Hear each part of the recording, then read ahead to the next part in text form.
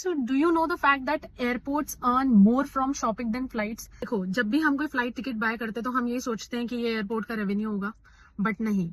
As per reports, at Delhi airport, 20% of the revenue comes from the aviation activity, but 57% of the revenue comes from the other duty-free shops, restaurant, cafe, luxury retail brands. Means airports are not only just the transportation hub, it's more of a commercial shopping malls with the runways attached.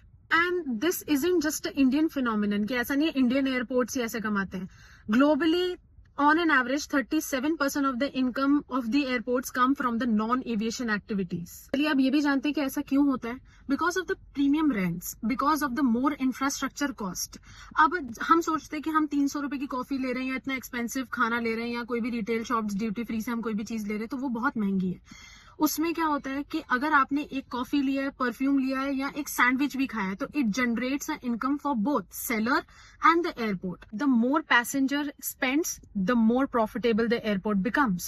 अभी आजकल जो airport बन रहे हैं, भाई नवी मुंबई का हो या कोटा के एयरपोर्ट जो डेवलप हो रहा है, इसको लग्जरी बनाने का प्लान हो रहा है with all the shopping malls, with all the facilities, entertainment fun zones. Because the future of airport is not just an aviation, it's commerce, it's business.